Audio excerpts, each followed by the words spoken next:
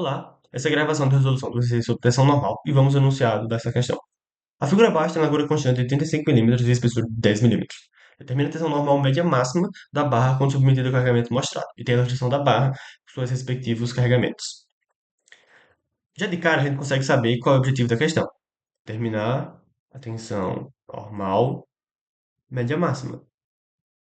E algumas informações que a questão já nos dá, alguns valores que ela nos fornece. Por exemplo, você tem a largura e a espessura de 10 milímetros e que é constante. Para poder resolver essa questão, a gente vai utilizar aquela fórmula comum de tensão média. Tensão média é igual a força sobre a área. Novamente, a tensão média é o que a gente quer, que a questão pede aqui. A força a gente vai descobrir como sendo o esforço interno normal dessa barra.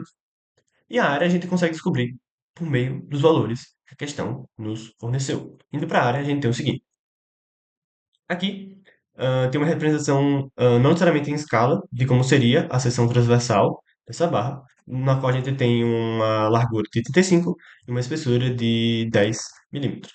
Como é um retângulo, para conseguir a área dessa seção é bem fácil, só fazer base vezes altura, dando um total de 350 milímetros quadrados.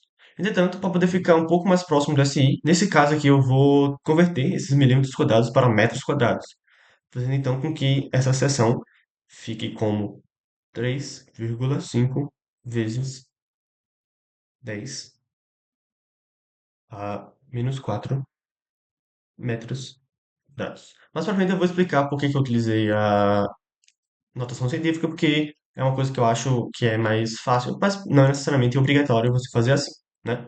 Continuando, para mostrar as seções, aqui tem três seções que estão ilustradas bem aqui, aqui e aqui. E justificando por que que é necessário fazer essas três seções, é só lembrar de análise estrutural, quando dizia que quando tinha uma alteração no carregamento de uma barra ou de uma viga, era necessário que a seção também mudasse. Pois, se você perceber aqui, ó, do ponto A ao ponto B, você tem uma força de 12 kN atuando aqui. Entretanto, quando você chega no ponto B, você percebe que tem uma adição de uma força de 18 kN, 9 daqui e 9 daqui. Ou seja, você tem uma alteração na carga e por isso você tem que fazer uma alteração na seção. Então, a gente tem aqui desenhado as três seções que a gente vai utilizar, sendo elas uma seção de A a B, uma seção de A a C e uma seção de D a C. Também daria para fazer uma seção de A a D, porém ficaria com mais valores para fazer o cálculo, né? Então aqui a gente tem a divisão das três seções. Essa seção aqui, bem aqui, essa seção aqui, bem aqui, e essa seção, desculpa, essa seção aqui, por aqui, certo? Então, para conseguir esse valor, é até que bem intuitivo, porque sabendo que essa barra precisa estar em equilíbrio, e tendo esses dois vetores, dá para saber que esse vetor aqui necessita ser igual a esse vetor aqui. Ou seja, esse vetor aqui é de 12 kilonewtons. Aqui, você tem que a soma desses vetores que estão indo para o lado esquerdo tem que ser igual a esse vetor que está indo para o lado direito. Ou seja, 12 mais 18 dá 30. Então, aqui também precisa ser 30 kilonewtons. E aqui, novamente, um vetor oposto ao outro, para estar em equilíbrio, esse aqui precisa ser igual, ou seja, 22 kilonewtons. Agora, prestando um pouco de atenção, a gente vê que a questão perde a média máxima, ou seja, a tensão normal média máxima. E para conseguir essa tensão normal média máxima, a gente vai utilizar a força máxima, pois aqui também fala que a largura e a espessura da área vão ser constantes, ou seja,